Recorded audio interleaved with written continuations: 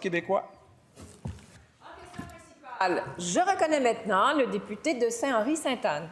Madame la Présidente, il y a quelques jours, la coroner Gamache, rendant son rapport sur le décès dramatique du jeune Mathis Boivin, 15 ans, dénonçait l'absence de mesures de sensibilisation et de prévention des surdoses dans l'ensemble du Québec. Mathis n'est malheureusement pas un cas unique. De janvier à septembre 2024, il y a à peu près 500 décès liés à une surdose au Québec. Ça, c'est 2 personnes qui meurent chaque jour et c'est une augmentation de 33 % en 1 an. C'est désastreux et c'est inquiétant. Mais pendant ce temps-là, en raison de l'austérité et de la mauvaise gestion de la CAQ, les principaux organismes qui travaillent à sauver des vies sont dans l'obligation d'arrêter leurs services faute de recevoir le financement qui leur avait été promis.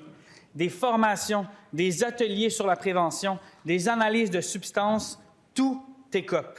Au plus fort de la crise, le Québec perd des services en prévention, Madame la Présidente. Le ministre peut-il s'engager en cette Chambre à débloquer les fonds immédiatement? La réponse du ministre responsable des Services sociaux.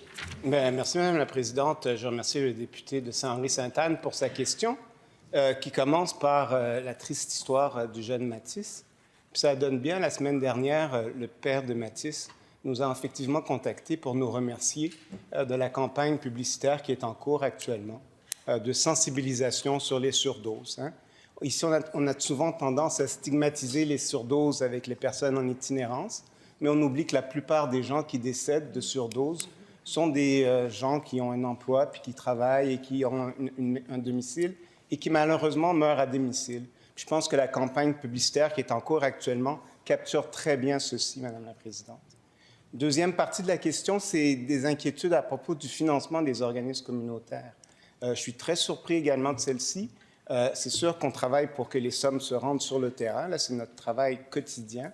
Mais il faut également mentionner qu'on a déployé une mesure PODS, qui est un investissement avec le fédéral, qui pendant des années, sous les anciens gouvernements, s'est vraiment limité seulement à l'aspect recherche et des institutionnels. Mais moi, j'ai travaillé pour que l'argent aille dans nos organismes communautaires et je pourrais vous faire une liste des projets qui sont en train de se déployer à travers le Québec, Madame la Présidente. Première complémentaire. Madame la Présidente, article du Devoir aujourd'hui, les 4 groupements d'organismes ont écrit au gouvernement. Les fonds sont promis. Ce n'est pas une question de financement des organismes communautaires, c'est une promesse qui a été délivrée. Il y a des programmes qui n'auront pas lieu. Les coupes ont commencé. Il y a des gens là, ce matin qui ont reçu des appels. Ne rentrez pas, les postes sont coupés. On est au plus fort de la crise des surdoses. Les programmes devaient avoir lieu. Les ateliers de formation devaient avoir lieu. Est-ce que oui ou non, le gouvernement va débloquer les sommes? La réponse du ministre. Madame la Présidente, les sommes ont été allouées. Maintenant, on va voir qu'est-ce qui s'en suppose. Mais clairement, les sommes vont être distribuées aux organismes qui ont des programmes en place, Madame la Présidente.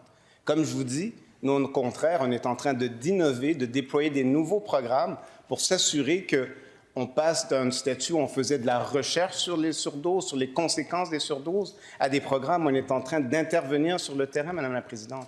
Puis je parle à tous les organismes pour m'assurer qu'on développe une trajectoire, une stratégie pour lutter contre la toxicomanie et les surdoses. Trop souvent encore, nos gens vont aux urgences et se retrouvent à la rue par la suite. Nous, ce qu'on veut, c'est qu'ils soient pris en charge par notre réseau de santé et communautaire pour s'assurer du meilleur suivi. Deuxième complémentaire.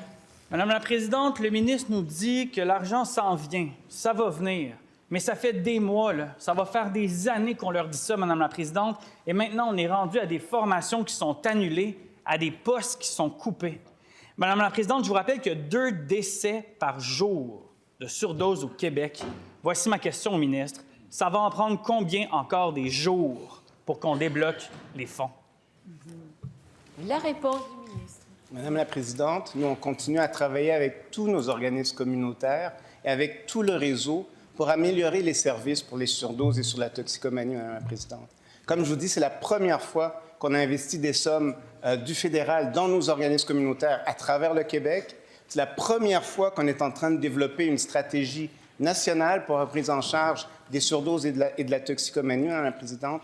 On est en train de faire de la sensibilisation dans les écoles. On a un programme dans les écoles. On est en train de faire la sensibilisation populationnelle avec une campagne médiatique du jamais vu, Madame la Présidente.